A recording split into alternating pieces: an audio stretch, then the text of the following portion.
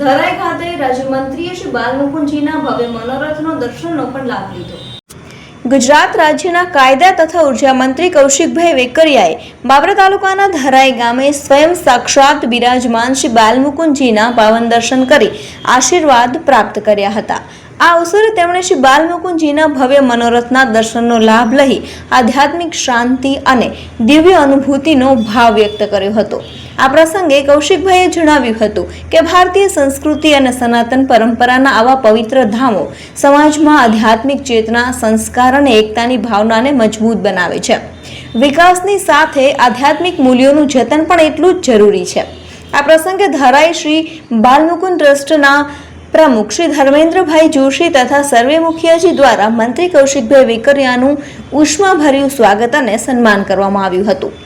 આ પ્રસંગે અમરેલી જિલ્લા ભાજપ પ્રમુખ અતુલભાઈ કાનાણી, અગ્રણીય ઉદ્યોગપતિ જયસુખભાઈ દેસાઈ, અમરેલી જિલ્લા પંચાયતના પૂર્વ પ્રમુખ સુરેશભાઈ પાથર, લાલજીભાઈ દેસાઈ, જિલ્લા પંચાયત સભ્ય પ્રતિનિધિ જયંતિભાઈ દેસાઈ, ચિત્તરના ઉપસરપંચ રઘુવીરસિંહ સરવૈયા સહિત મોટી સંખ્યામાં આગેવાનો અને શ્રદ્ધાળુઓ ઉપસ્થિત રહ્યા હતા।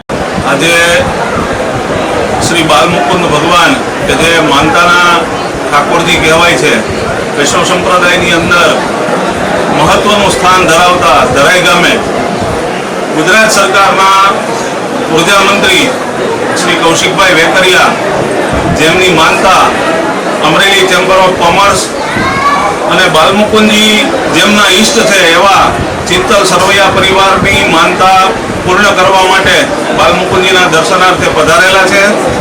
શ્રી બાલમુકુંદ હવેલી ટ્રસ્ટના પ્રમુખ તરીકે હું મુખિયાજી ધર્મેન્દ્રભાઈ એમનું હાર્દિક સ્વાગત કરું છું। આશા રાખું છું કે બાલમુકુંદ હવેલીના નવનિર્માણમાં ગુજરાત સરકાર અને સમગ્ર વૈષ્ણવ સમાજ સંપૂર્ણ સહકાર આપશે। આજે જે દર્શન કરવા અને માનતા પૂર્ણ કરવા માટે ગુજરાત સરકારના મંત્રી શ્રી પધાર્યા છે, ફરીવાર એમનું સ્વાગત છે। જય બાલમુકુંદ।